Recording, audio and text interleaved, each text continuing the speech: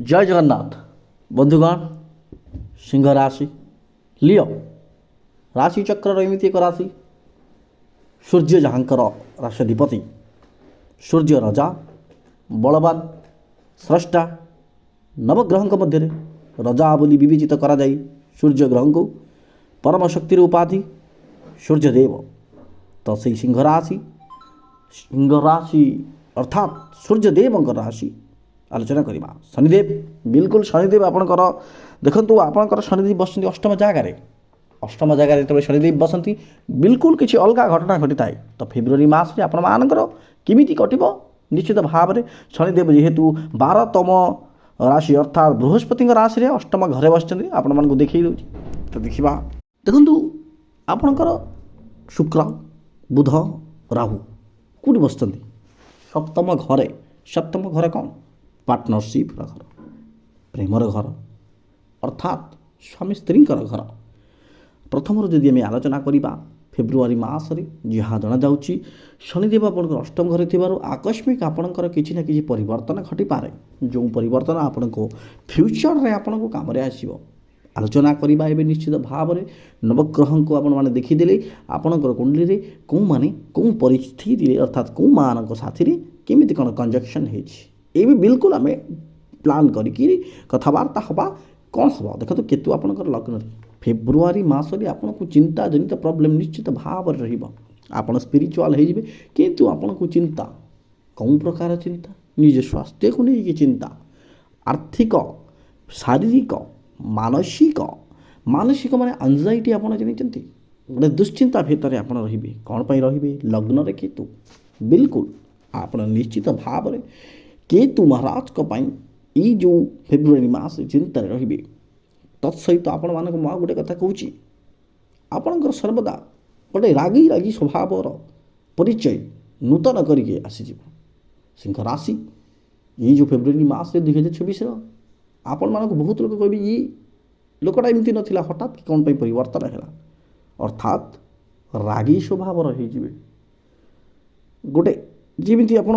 हठात कि किसी गोटे कम करने को जाऊे किसी गोटे एमती सिचुएसन आसो आप बहुत रागिजे और रागी किसी भूल काम पदक्षेप करने को भी आप पछी न जाती देखो अर्थ कथा आलोचना करवा 6 लिखा जाए आपंकर सेकेंड हाउस अर्थ घरे जय श्री राम देखो गोटे कथा आलोचना करवा बृहस्पति आपंकर बसती एकादश भाव एकादश भाव बृहस्पति अर्थात सुनिपि सुहागा सौभाग्यर निश्चित भाव लाभ हम आपणकर जदि भाई अच्छी आप भाई किंबा आपणकर कौन सांग तापाई आप हेल्प पाइबे आपणकर राहु बसते कौटी सप्तम हाउस बसते शुक्र बुध राहु तो ये मो कहबार अर्थ आपण कौन भूल बाटरे निज सांग निज भाई कथार प्रलोभित हो जदि आपण मैंने पैसा खर्च करेंगे आपण मानकर निश्चित भाव में पैसा बुड़ किंतु जदि आपण भाई साथ आप परामर्श साथ गहन किसी गोटे विचार करेंगे परिवार साथ विचार करेंगे एवं अर्थ केमी कौन लगेबे निश्चित भाव में आपको शुक्र देव आपको से टाइम हेल्प करेंगे अर्थात कहार तात्पर्य यही मास जेकोसी कार्य करार अच्छे निज सांग बंधु परिजन कथा नुह निज भाई भी कथा नुह निज बिल्कुल गोटे परिवार कथा आलोचना करूँ परिवार लोगों सहित किसी गोटे कम करूँ देन आपंकर आर्थिक उन्नति हम आपंकर जब आर्थिक उन्नति आप चाकरी कर बिल्कुल चाकरी थी आपंकर उपरस्थ कर्मचारी कथा न शुणु आपंकर बहुत शत्रु हो जाती यही जो मसरे आपंकर जो फिल्ड्रे आप जो अच्छा सिंह राशि लोक सीटी आपंकर बहुत शत्रु हो जो शत्रु मैंने आपको तलीतलांत करने चाहिए आप मतिभ्रष्ट हो आपंकर मानसिक परिश्राम निहती आसो अर्थ आपंकर बहुत बढ़िया इनकम हम मुझे गोटे प्रकार कथा कहूँ कि आपको सही कथा मानवा पड़ो आपंकर पिता कथा मानवा पड़ो कहीं सूर्य मंगल आपंकर षष्ठ करे सूर्य और मंगल दशम राशि अर्थात सूर्य ये कमजोर हो गले कि मंगल आपंकर स्ट्रंग अच्छा शनि घरे तो ये पिता कथा भाई कथा मानवा पड़ो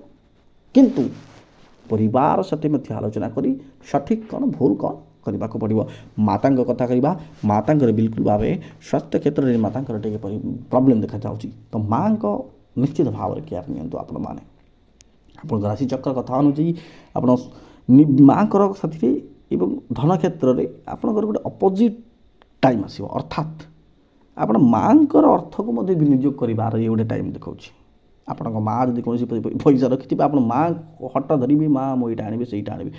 ନିଶ୍ଚିତ ଭାବରେ ପ୍ରେମ କଥା ଆଲୋଚନା କରିବା। ଶୁକ୍ର ବୁଧ ରାହୁ ଅଛନ୍ତି ଆପଣଙ୍କର ସପ୍ତମ ଘରେ ଅଛନ୍ତି। ପ୍ରେମ ବିଲକୁଲ ଠିକ୍ ରହିବ, କିନ୍ତୁ କିଛି କିଛି ଜାଗାରେ ଆପଣଙ୍କର ଝଗଡ଼ା ହେବ।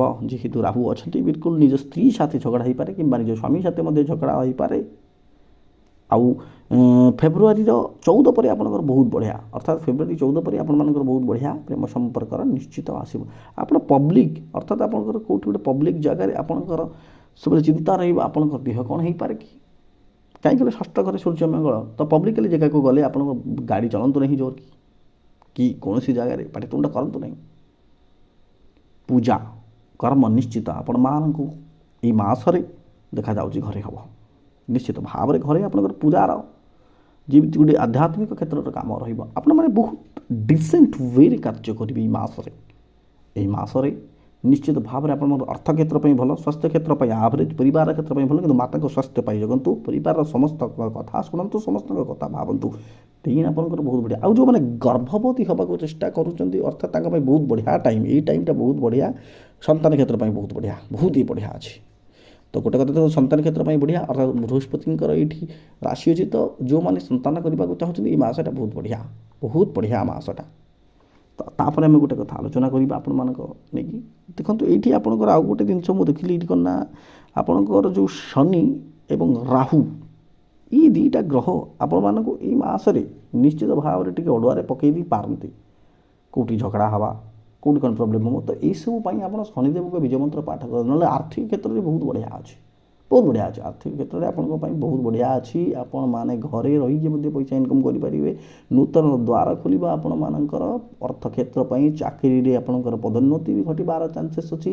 ସୂର୍ଯ୍ୟମଙ୍ଗଳ ଅଛି, ତ ହନୁମାନ ଚାଳିଶା ପଢ଼ିବା ଦରକାର ନିଶ୍ଚିତ ଭାବେ। ହନୁମାନ ଚାଳିଶା ପାଠ କରିବା ଦରକାର।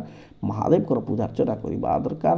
ତତ୍ ସହିତ ଆପଣ ଗଣେଶ, ମାତା ଲକ୍ଷ୍ମୀଙ୍କର ମଧ୍ୟ ଆରାଧନା କରିବା ଦରକାର। ବିଲକୁଲ ଏଇ ଯେଉଁ ରିମେଡ଼ି ସବୁଠୁ ବେଷ୍ଟ ରିମେଡ଼ି। ଆପଣମାନେ ଯଦି ନିଜର କୁଣ୍ଡଲି ଦେଖିବାକୁ ଚାହୁଁଛନ୍ତି ଆମକୁ କଣ୍ଟାକ୍ଟ କରନ୍ତୁ।